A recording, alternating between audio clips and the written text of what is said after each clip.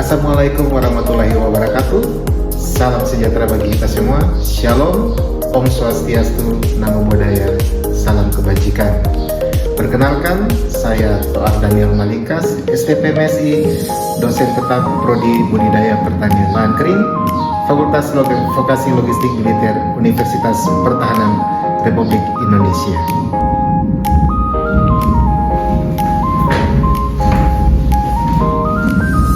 Video ini merupakan bagian dari pernyataan diri dalam unjuk kerja Tridharma Perguruan Tinggi atau PDD UKT PT untuk melengkapi persyaratan dalam pengajuan sertifikasi dosen gelombang pertama tahun 2026, khususnya dalam aspek pengajaran.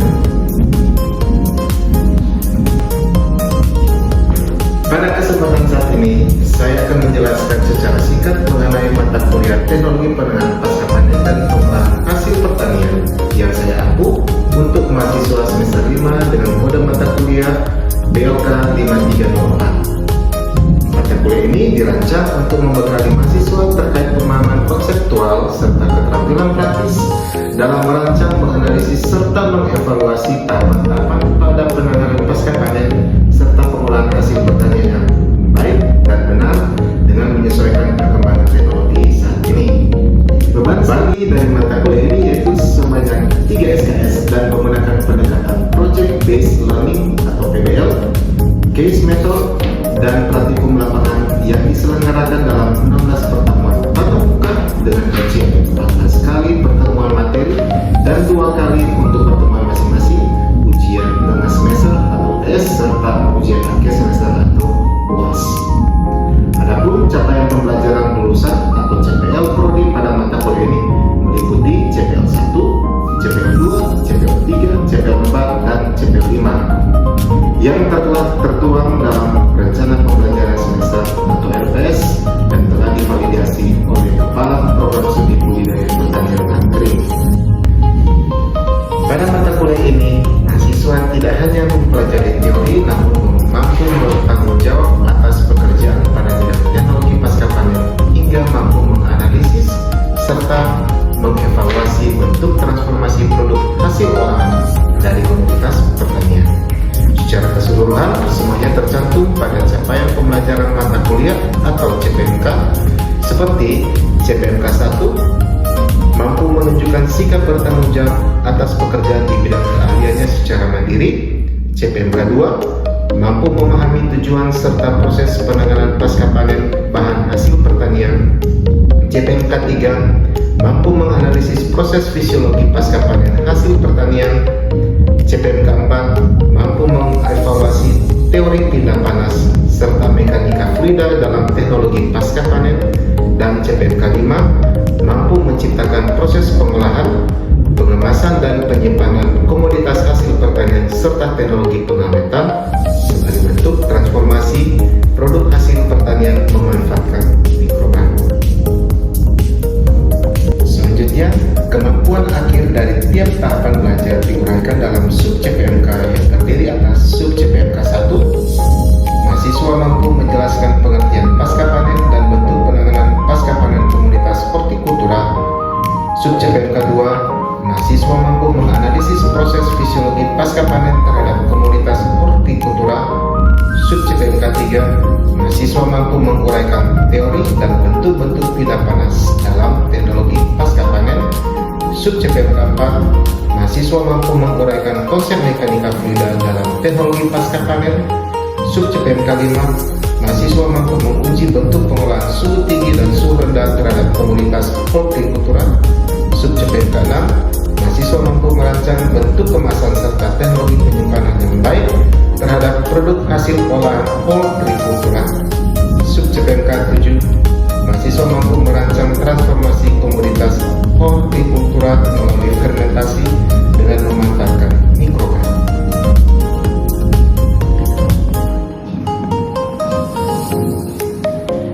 Bobot yang kami berikan kepada mata kuliah Teknologi Penanganan Pasca Panen dan Pengolahan Hasil Pertanian ini yaitu UAS 30%, UTS 30%, tugas 20%, kuis 8%, keaktifan 8%, dan kehadiran 4%.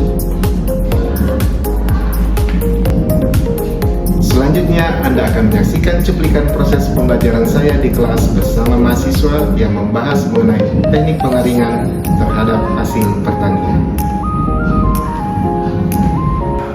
Selamat sore semuanya. Sore.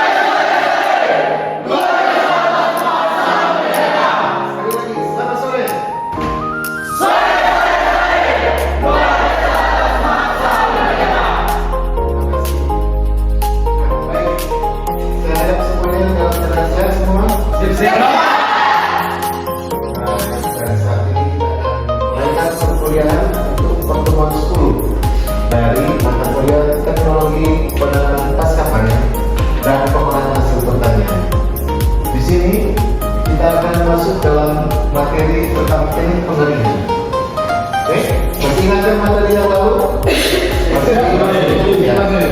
Materi yang lalu itu kita sudah ambil tentang spot chart, psicometric chart, dan juga tentang AW.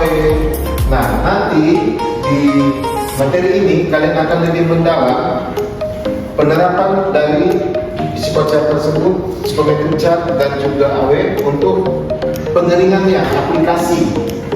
Oke? Nah, dalam materi ini kita akan berjumpa dengan RPS. Nah, saya akan refresh kembali RPS kita untuk khususnya di pertemuan 10. Nah, di pertemuan 10 kita ini tentang menganalisis pemakaian alat pengering. Nah, di sini pemakaian alat pengering itu mencakup tentang teknik pengeringan yang ada di dalam. Oke? Jelas?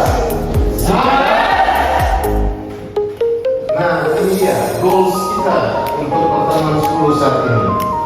Pertemuan 10 akan mencakup tentang prinsip-prinsip dasar dalam teknik pengeringan, memahami bentuk dan fungsi dari alat-alat pengering, kemudian menguasai analisis karakteristik pengeringan pada bahan yang akan dikeringkan.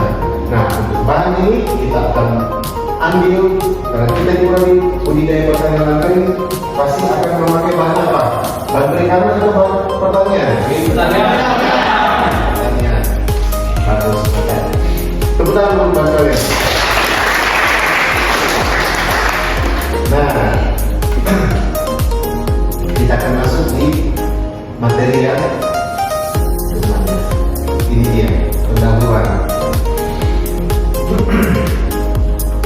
Ternyata pengeringan ini sudah dilakukan oleh manusia purba itu sejak tahun 20.000 sebelum Masehi.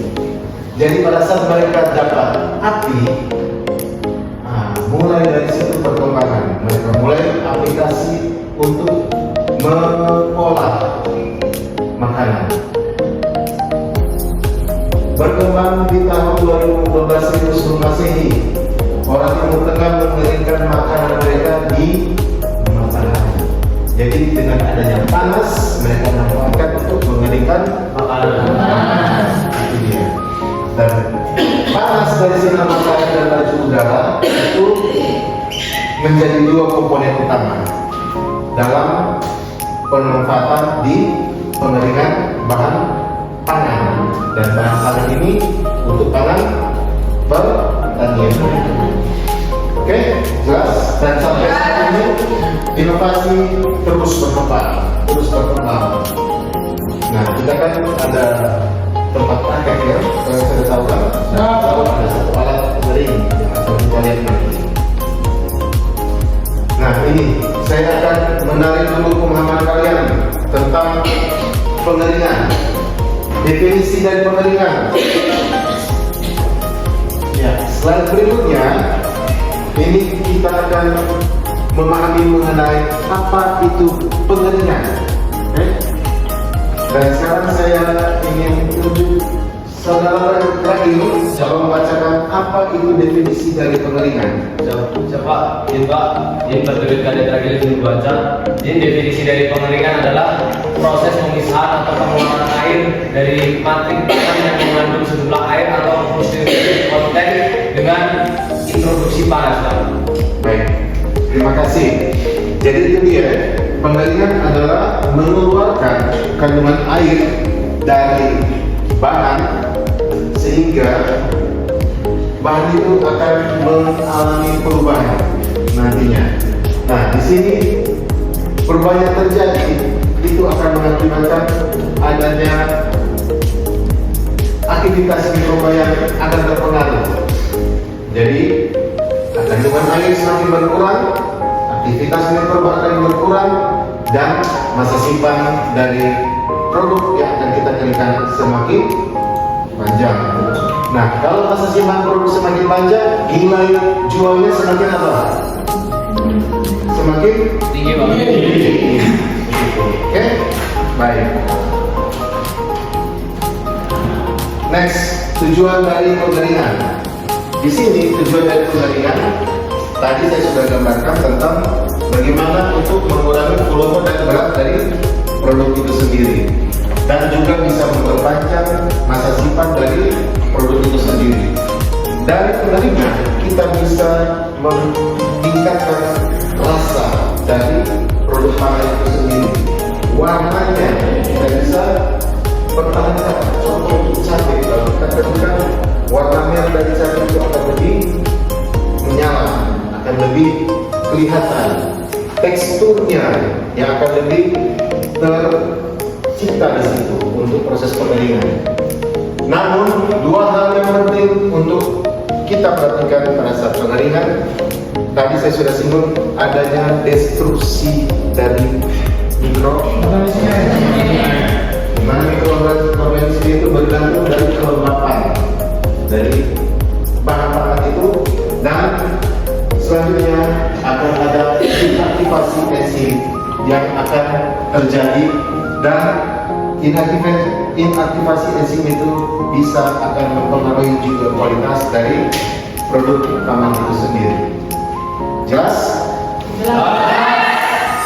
Terima kasih. Prinsip pengeringan. Nah, di sini untuk prinsip pengeringan itu terdiri dari konsep pindah panas serta difusi dari air.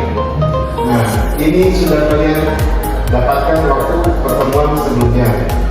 Bagaimana proses pindah panas itu sendiri dan bagaimana difusi air itu berpindah. Selanjutnya untuk freeze drying itu akan ada perubahan cairan. Jadi dengan tekanan tertentu akan terjadi perubahan cairan dan akan menjadi uap sehingga produk itu menjadi kering.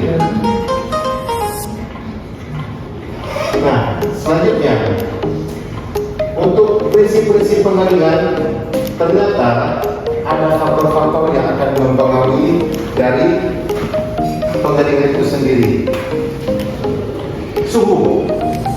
Suhu itu akan berpengaruh. Semakin tinggi suhu, maka bisa akan mempengaruhi laju pengeringan. Tekanan, semakin tinggi tekanan, laju pengeringan itu akan semakin meningkat. Oke? Semakin tinggi tekanan atmosfer semakin tinggi, proses penguapan itu akan semakin cepat berlangsung. Laju aliran udara. Saya taruh segelas air di meja. Proses pengeringan dengan kondisi ruangan tertutup, AC terpasang, air akan menguap. Nah, itu dia. Laju aliran udara akan bermain dari AC ini. Oke? Kemudian proses pengumpulan bahan serta kadar air dari bahan itu sendiri. Jelas? Jelas.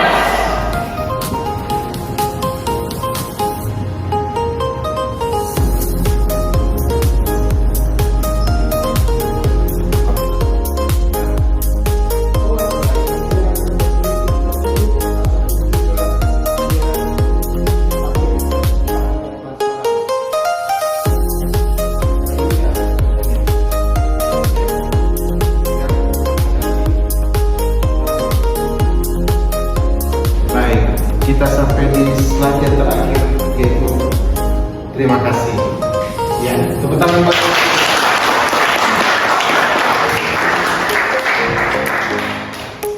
Nah, sekarang saya ingin menjawab pertanyaan dari kalian semua. Ada yang ingin bertanya? Ya, silakan. Izin bertanya, prajurit kadet Muhammad Syari izin bertanya Pak.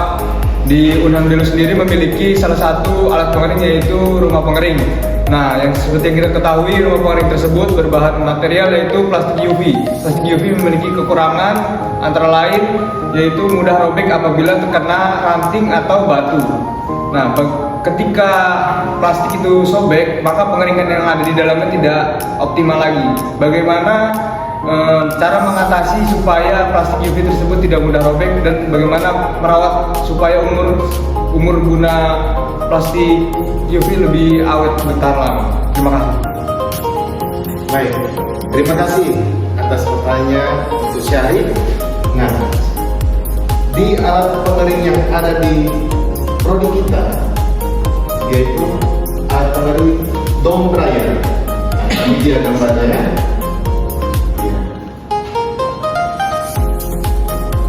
Betul, konstruksinya dari tulang besi dan pakai plastik UV.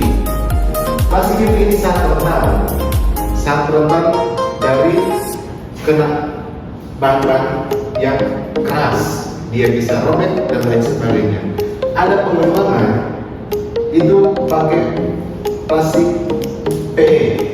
Untuk alat pengering ini yang memakai struktur dari besi dan juga plastik UV, dia memiliki kekurangan gampang sobek jika terkena bahan yang keras. Nah, alternatif ataupun solusi yang lain yang dikembangkan, mereka menggunakan plastik polikarbonat yang lebih kuat dan tahan dari kena hantaman benda yang keras secara tidak sengaja. Nah, selanjutnya, memang semua alat itu ada kelebihan dan kekurangannya masing-masing. Namun, kita lihat dari pemanfaatannya, apakah dimanfaatkan karena itu akan berkaitan dengan biaya dan juga nilai jual dari produk yang akan kita hasilkan nanti ke depan. Oke, jelas? Siap, jelas. Terima kasih.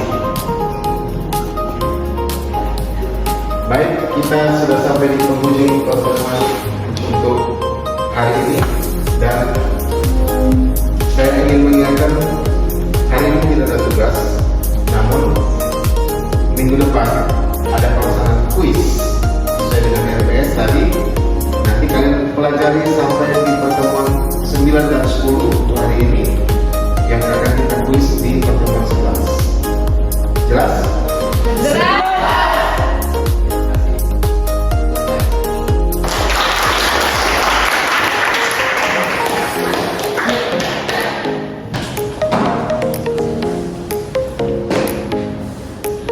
Silakan untuk prodi Bea Pertanian Tri Khotimah.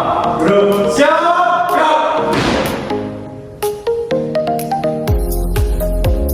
Terima materi telah dilaksanakan. Laporan selesai. Lanjutkan sesuai yang sudah direncanakan. Kerjakan. Kerjakan. Benar.